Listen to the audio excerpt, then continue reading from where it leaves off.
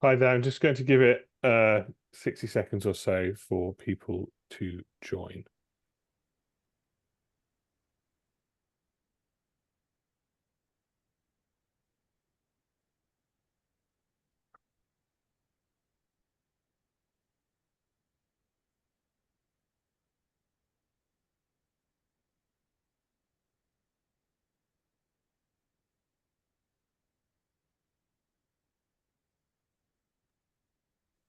Okay, let's get going. So, very good to meet everyone. My name is Sam Lowe. I'm a partner at Flint Global. We're a public policy and regulatory affairs agency headquartered in London, but with a large office in Brussels and across different member states, including Paris, Berlin, and in the Netherlands. We also have offices in APAC, in Hong Kong and Singapore. I lead Flint's trade and market access practice. You can see my bio up on the screen, and I'm here with my colleague Benoit, who is based in our Brussels office and leads on our tech policy work in the EU, which is actually a very expansive brief, as I'm sure will become clear over the course of this webinar. And the purpose of this webinar is to discuss opportunities for New Zealand companies thinking about selling in to the European Union, particularly in the context of technology and digital. This is based on, as Webinar is born out of some work we did with the New Zealand government last year in a paper looking at future trade opportunities. And over the course of the discussion this evening, I should say it's actually nighttime here in Europe. We hope to be able to identify some of the risks, opportunities, and considerations for different firms. And at the end, we're also very happy to take some questions, which we will attempt to address on this call. But if we're unable to do so, you can pick them up with your relevant representatives in New Zealand Trade and Enterprise and elsewhere. So to get going, if we move to the next slide, I thought it'd be useful to start with some context. And I suppose the global context here is important insofar as we have a very activist US president that is pursuing a trade agenda that is leading to the US market becoming more closed to trade, particularly in respect of trading goods with the imposition of new tariffs, but also a general concern that trade is going to close elsewhere as countries react to these tariffs and perhaps impose their own restrictions. In this context, the European Union is, of course, very concerned about what's going on in the US, but also seeking new opportunities to diversify not only its exports, but also the providers of specific services. And this is particularly in the context of the US not necessarily being viewed as securely as it perhaps once was in the past. And this, of course, offers an opportunity for those companies that are providing alternatives to US-based platforms and solutions. And but it is, of course, worth acknowledging that traditionally the EU and Benoit is going to go into lots of the different areas of risk and opportunity linked to specific regulations. But of course, there is this general perception that the EU can be quite hard to sell into, particularly in the context of services where you're not necessarily dealing with a singular EU entity at one time, but you're having to deal with specific member states. And I think here it's worth noting that some member states are actually much easier to trade with than others. I mean, if you look at the OECD Services Trade Restrictiveness Index, the Netherlands, for example, is number 3 in terms of ease of selling services in the context of low services related trade barriers. It's the 3rd most liberal in the world, behind Japan and the United Kingdom. I mean, I should say in this that New Zealand is just below the OECD average, so it's doing pretty well. But there are EU member states that apparently, according to this one measure, are easier to sell services into even than New Zealand. This includes Ireland, it includes Denmark, it includes Germany. And of course, it is worth acknowledging as well that, of course, language does play a part in some of the difficulties around services provision. But of course, English is widely spoken, if not universally spoken and considered the language of business. And we've also got up on the screen, I don't really want to preach this to the people who do it, but of course, New Zealand tech exports, there is a lot of promise there. It's a sector that's doing well. And also in the context of the EU-New Zealand relationship, it's worth acknowledging that New Zealand does have two agreements that provide some additional security for New Zealand tech firms selling into the European Union. The first and most important, at least in my eyes, is the EU-New Zealand data adequacy decision. New Zealand is one of only 11 countries with an EU data adequacy status. And what does this mean in practice? It means that New Zealand companies are able to store and process the personal data of EU citizens without having to incur additional expense and take on additional legal obligations in the form of standard contractual clauses. So it's actually much easier, for example, for a New Zealand operator to store and process the personal data of EU citizens than it is for an Australian based equivalent. And this, of course, does come with an advantage in a world where this sort of cross-border data transfer is coming under increased scrutiny, particularly in the context of concerns not just around personal data and GDPR, which is obviously the EU's framework, but in the context of conversations around security, around financial services regulation, and the like. The other point I'd make is that the EU and New Zealand do now have a free trade agreement. So ever since it came into force on the 1st of May 2024, I think much of the conversation in New Zealand, at least with the companies I know, is focused on the UK New Zealand agreement. But of course, the EU New Zealand agreement did follow, and in addition to tariff relief, which obviously is a benefit for those companies in New Zealand exporting goods to the European Union, it does include provisions that help services providers too, in the context of a digital chapter, which reaffirms that the EU is not going to force companies to store and process certain commercial data within the European Union, but also a continued commitment not to tax cross-border data flows.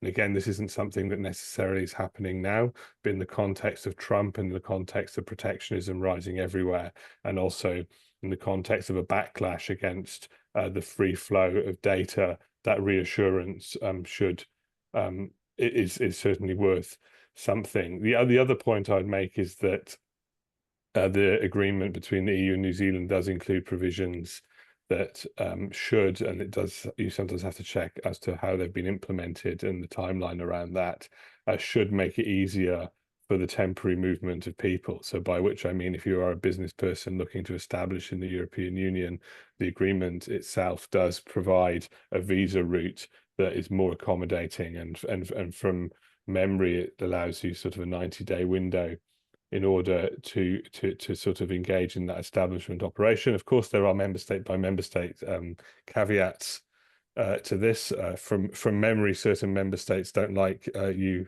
moving to establish yourself if you're working for a non-profit, but that's only a few of them, and for the most part, it's helpful. There's also provisions related to intra-corporate transferees. So if you're setting up an operation in the European Union, it provides a visa route for up to 3 years for you to be able to send someone over to actually help with the establishment of your office and also perform some of the work, which I think can be useful in the early stage of any market entry. I'm happy to come back to this. I'm gonna pause there and hand over to Benoit, who's going to sort of talk us through some of the EU regulatory landscape, the risk and opportunities. And given we're talking about the EU, you'll be glad to hear that Benoit does not, as per his name, have a British accent. Well, I'm trying my best. Good evening, everyone. Thanks very much for having us. So, are we on the right slide? Yes, we are. So, taking you through what we think are the relevant trends in EU digital policy and regulation.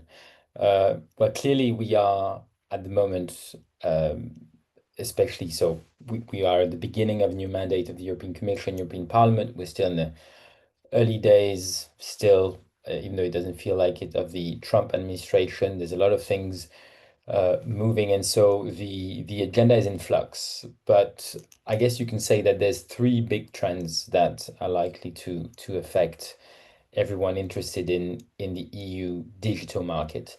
Number one is regulation. It's the usual approach to tech that the EU has developed, especially over the past, let's say, 6, 7, 8 years, with sort of flagship pieces of regulation that you have most likely heard of: GDPR, the data protection regime, the DSA, Digital Services Act, which is an online safety regime, and then most recently the AI Act, so the world's first horizontal um, regulatory regime for AI, which is was adopted a couple of years ago and is now in the process of entering into force with various staggered deadlines, depending on the types of obligations and of AI models that you are talking about.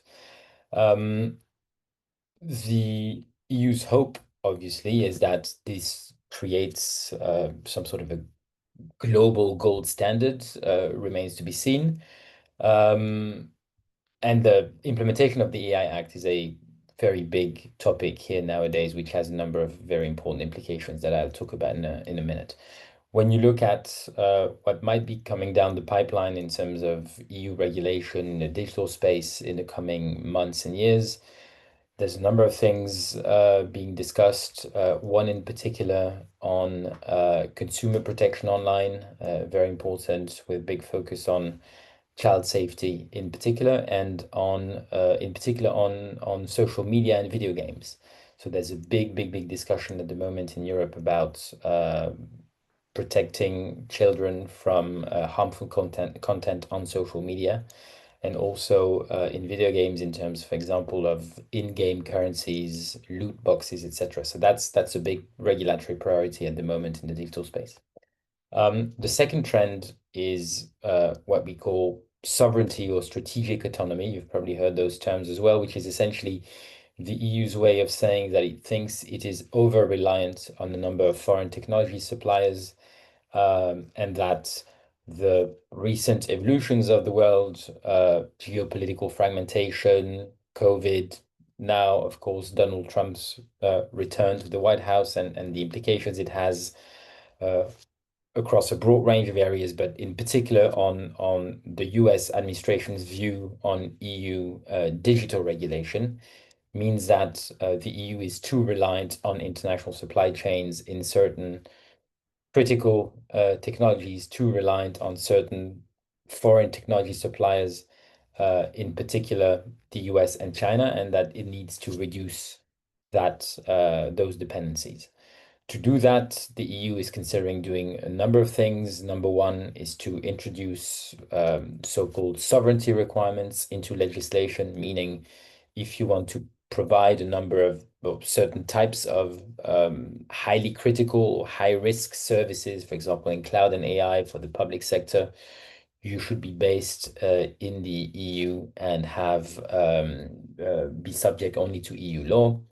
There's also a number of discussions about the introduction of European preference or resilience requirements in access to public procurement and to public funding.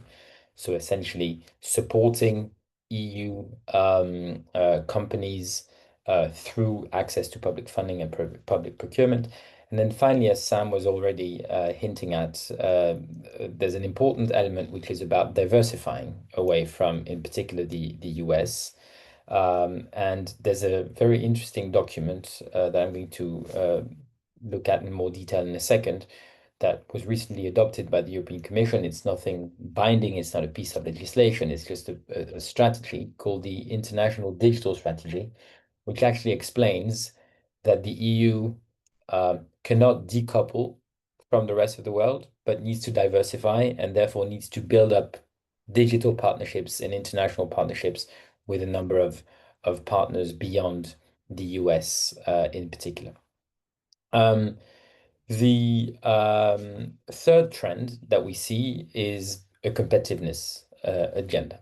So that is the result of what I guess a number of you will have heard of already as well, the so-called Draghi report, authored by the former Italian Prime Minister and head of the European Central Bank, which was published in September last year and which led to really a new consensus in Europe, which is very important to realize there is a consensus in Europe about declining economic competitiveness, and the fact that this declining competitiveness is caused by a gap in innovation, and that essentially the EU has now essentially is lagging behind on innovation, and that if it wants to boost productivity again and grow again and reclaim its capabilities in key technology and therefore its sovereignty, it needs to drive tech innovation and deployment across the board.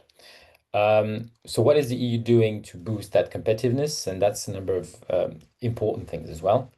Number one, simplification, regulatory simplification. That's the buzzword in Brussels at the moment. That is the big domestic political priority of the European Commission. It's not quite deregulation, so it's not really removing entire pieces of regulation, but it is about um, reducing the regulatory compliance burden or reporting burden of a number of regulations, including regulations that were adopted just in very recent years, over the last 2, 3 years, on ESG requirements, on digital rules, etc. And on occasion, it's also about softening or removing some specific types of requirements that these regulations have introduced. And so you have a very broad simplification agenda that is currently being deployed across a broad range of areas, ESG, as I said, digital, defense, agriculture, even. And so that's something that might create opportunities.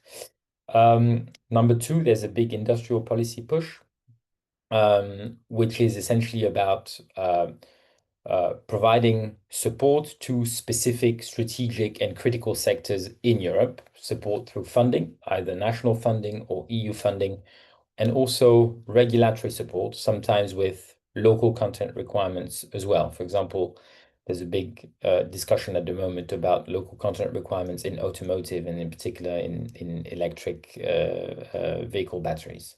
And so you have a whole range of critical sectors that the Commission is trying to support in various ways. Critical digital infrastructure for cloud and AI in particular. There's a piece of legislation that's currently in the making for that. Semiconductors, critical raw materials, critical medicines, biotech and life sciences, defense, and electric vehicles. And then finally, the last sort of type of tool that the Commission is using is broader horizontal reform, deepening the EU single market, deepening the so-called capital markets union. So essentially, having deeper EU financial markets to ease companies and in particular startups and scale-ups access to talent to capital, and then also measures on supporting talents and universities. There's a lot of question marks, obviously, about this agenda, in particular, the extent to which the EU has the means, the competences, and also the political will to go as far as what it intends to do. But that, I think, are the main sort of driving themes, and which provide a number of risks and opportunities for New Zealand companies as well as global companies overall.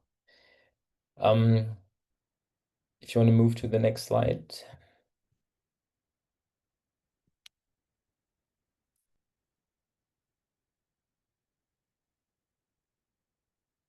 All right.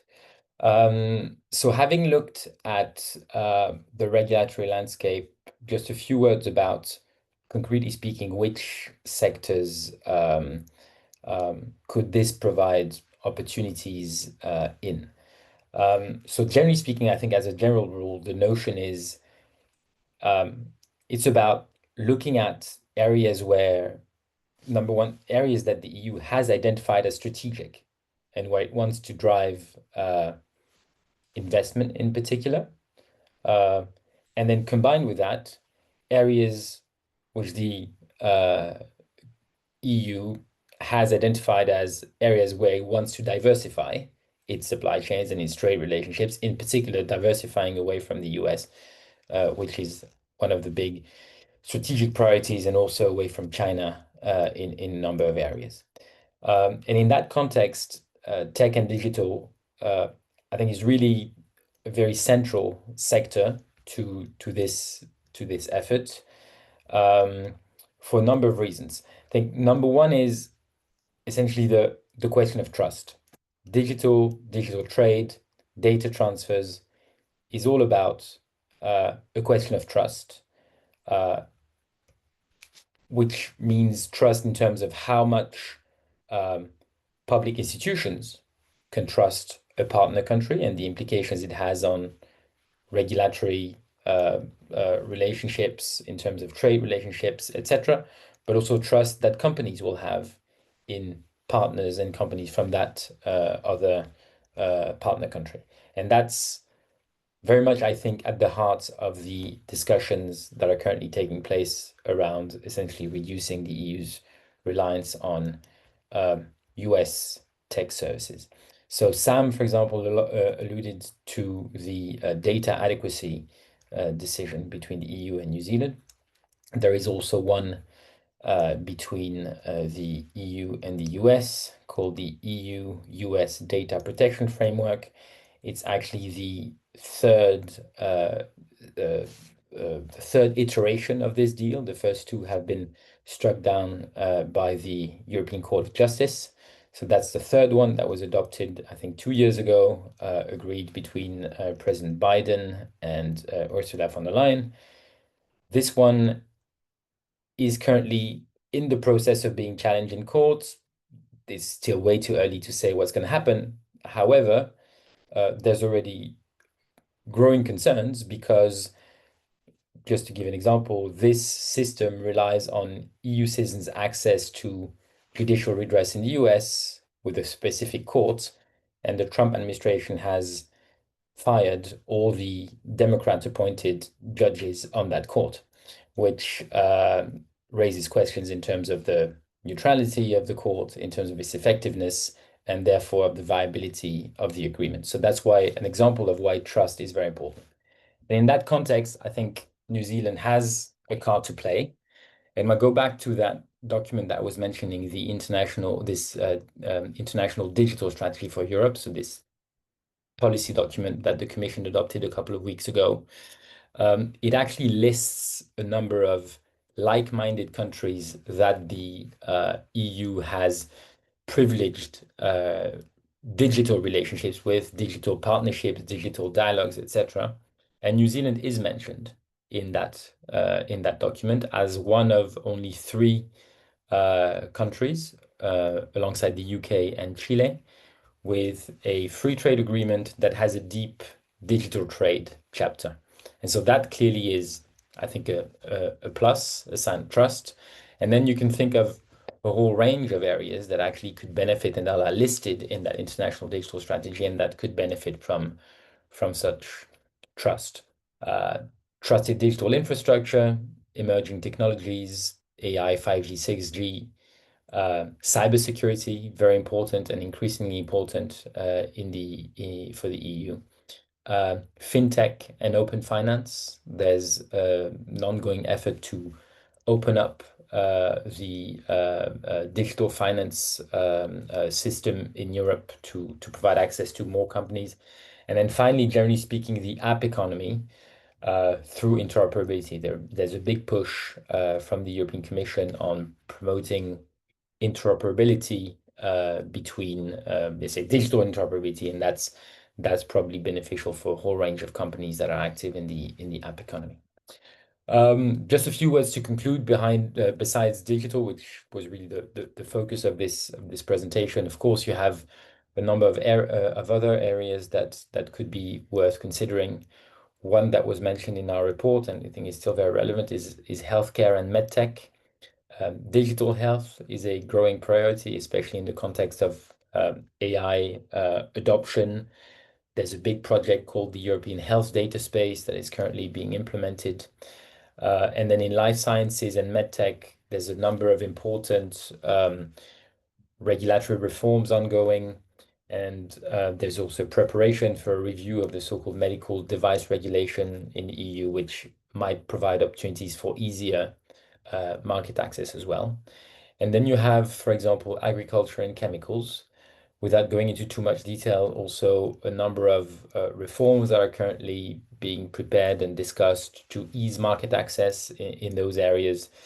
And also in the case of agriculture, um, the EU's agricultural policy is going to be reformed again as every 7 years next year in the context of the EU's next long-term budget. And that might also provide more areas for more opportunities in that area. I'll stop here. Sam, back to you. Thank